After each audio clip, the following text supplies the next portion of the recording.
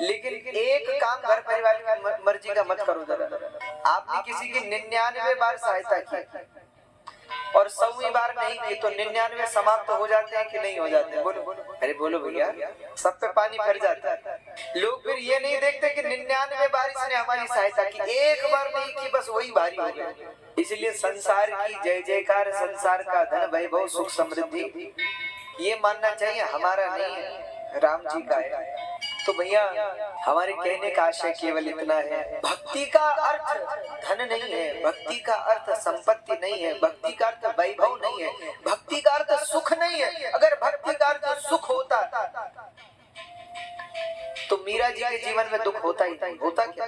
लेकिन कितना दुख है मीरा जी के जीवन में, कितना दुख। आप चिंतन करते हैं तो चिंतन करने मात्र से नेत्र सजल हो जाते हैं, इतना कष्ट मीरा जी ने अपने जीवन में देखा। अगर भक्ति का अर्थ केवल संपत्ति होती तो भैया हमारे नरसिंह जी, हमारे कबीरदास जी, जिन्होंने अपना पूरा जीवन अभाव में बिताया, भक्ति का अर्थ धन भी नहीं। हम ये नहीं कह रहे कि भगवान के भक्त गरीब होते हैं, ऐसा नहीं है भैया। आजकल कई लोगों को बड़ी समस्या होती है, कई लोगों को आपने देखा होगा, वो भक्तों के पास जाएंगे, आप भगवान के भक्त हैं? जी हाँ है। अरे इतनी बड़ी गाड़ी में घूम रहे हैं और भगवान के भक्त हैं? अरे भैया तो कैसे चले? बोले आपको पैदल चलना चाहिए। जय हो। बड़े आश्चर्य की बात, भगवान के भक्त, देखो हमारे कहने का आशय केवल इतना है, भगवान के भक्त भगवान की इच्छा में रहते। भगवान अगर गाड़ी में बिठा रहे तो भी प्रसन्न है और भगवान पैदल चला रहे तो भी प्रसन्न है। समस्या उनको है जिनको आदत लग गई है, जिनकी अपनी इच्छाएं जुड़ी हुई। और जो संत होते हैं, जो भगवान के भक्त होते हैं, उनकी अपनी कोई इच्छा नहीं होती, राम जी की इच्छा ही उनकी इच्छा है।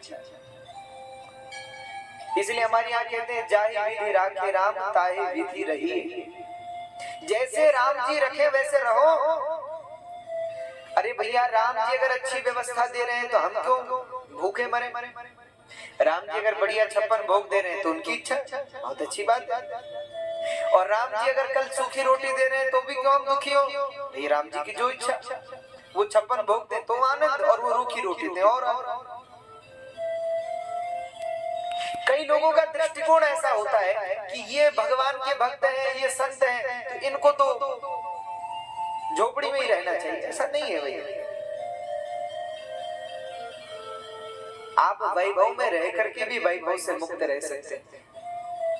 आत्मज्ञान में जब ज्ञानियों का नाम भगवान ने गीता में लिया तो ज्ञानियों में भगवान ने गीता में जनक राजा का नाम लिया, श्री जनक जी महाराज। और जनक जी कौन है? कोई झोपड़ी में रहने वाले नहीं है। जनक जी महाराज महल में रहते हैं। कई दास दासियां हैं, सेवक हैं, अपूर्व वैभव है जनक जी के यहाँ का। लेकिन फिर भी जनक जी को अष्टावक्र जी आत्मज्ञान का बोध देते हैं, आत्मज्ञान का वर्णन जनक जी के सामने करते हैं। क्यों? क्योंकि जनक जी के हृदय में संपूर्ण संपत्ति को लेकर इतनी भी इच्छा नहीं, अंदर से बिल्कुल स्वस्थ है, बिल्कुल खाली। तो संत कौन है? जो भगवान की इच्छा में प्रसन्न रहे वह संत है। जैसे राम जी रखे वैसे में आनंद। जिसके जीवन से शिकायत मिट गई वही संत है। क्या हमारे जीवन से शिकायत मिटी है? बोलो। हम कितनी शिकायतें करते हैं भगवान से, आपने ऐसा